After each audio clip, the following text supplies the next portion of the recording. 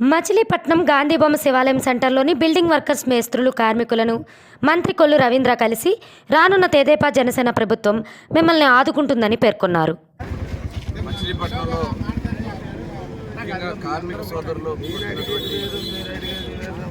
కలుసుకొని వాళ్ళకు ఉన్నటువంటి సాధక బాధలు తెలుసుకోవాలని చెప్పి ఉదయం నుంచి అటు ముఠా కార్మిక సోదరుని అదేవిధంగా బిల్డింగ్ వర్కర్ సోదరుని ఈరోజు కలుసుకోవడం జరిగింది. ఎవరి నోట విన్నా వాళ్ళ వేదన బాధ, ఈ ప్రభుత్వంలో ఎంత నష్టపోయామని చెప్పి వాళ్ళ చాలా బాధపడుతున్నారు. ముఖ్యంగా పనులు లేక ఇవాళ ప్రభుత్వం ఇసుకని టైట్ చేయటం వల్ల, ఇసుక సామాన్య ప్రజలకు అందలేకుండా చేయటం వల్ల ఈరోజు కన్స్ట్రక్షన్ మొత్తం కూడా అయిపోయింది.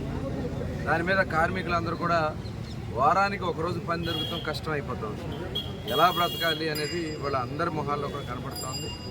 ఈ ప్రభుత్వం వచ్చిన దగ్గర నుంచి కూడా ఈ 5 సంవత్సరాలు నరకాన్ని అనుభవించారు అందరూ కూడా.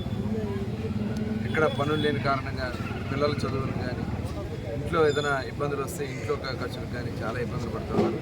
ఒక పక్క చూస్తే కరెంటు బిల్లులు పెరిగిపోయినాయి, గ్యాస్ ధరలు పెరిగిపోయినాయి, నిత్యావసర వస్తువుల ధరలు పెరిగిపోయినాయి.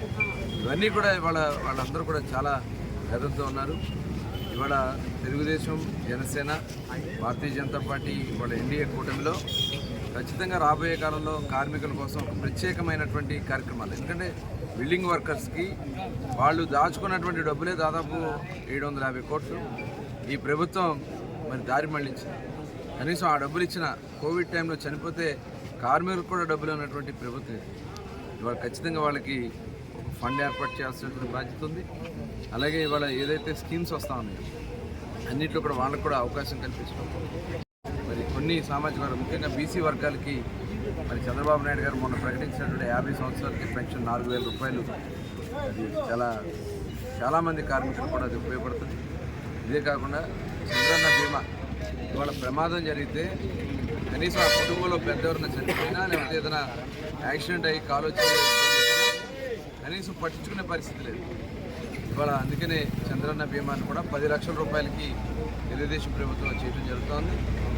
అలాగే వైద్య సహాయం, ఇప్పుడు ఏదో ఆరోగ్యశ్రీ అని చెప్పి జగన్మోహన్ రెడ్డి చెప్తారు, హాస్పిటల్స్కి వెళ్తే మాకు బిల్లులు రావట్లేదు మహాప్రభుత్వం మా వల్ల కాదని చెప్పి వాళ్ళు అక్కడి నుంచి హాస్పిటల్ నుంచి పంపించేస్తున్నారు.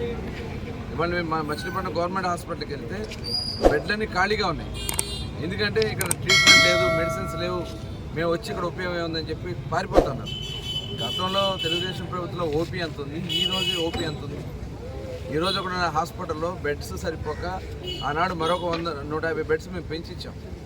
అప్పటికి కూడా అక్కడ కొంతమంది మరి అక్కడ ప్లాట్ఫామ్ మీద పడుకున్నటువంటి సందర్భాలు కూడా చూసాం. ఇవాళ ఎందుకనే హాస్పిటల్లో మరి బెడ్స్ అని ఖాళీగా ఉంటున్నాయి?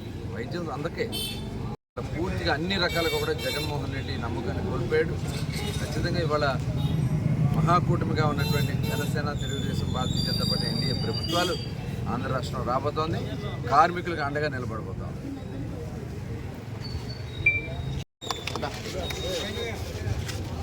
అందరికీ నమస్కారం.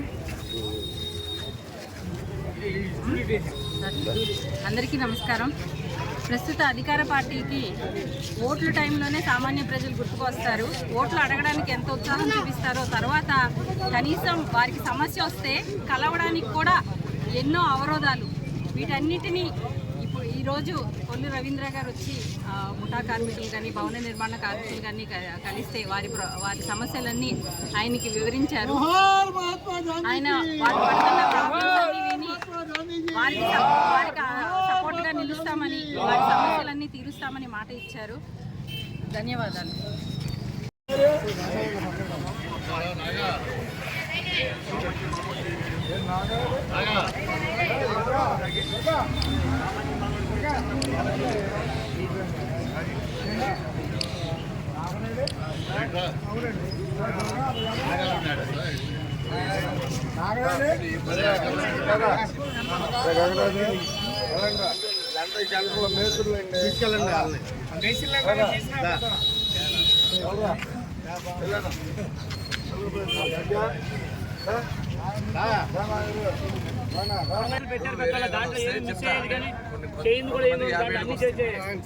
మన ఊరంతా 50కి ఇస్తున్నారు, మరి నాకు ఎందుకు ఇస్తున్నారు?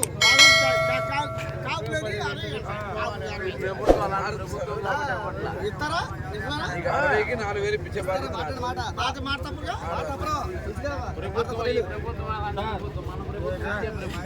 మాట ఇచ్చే ప్రభుత్వం మాట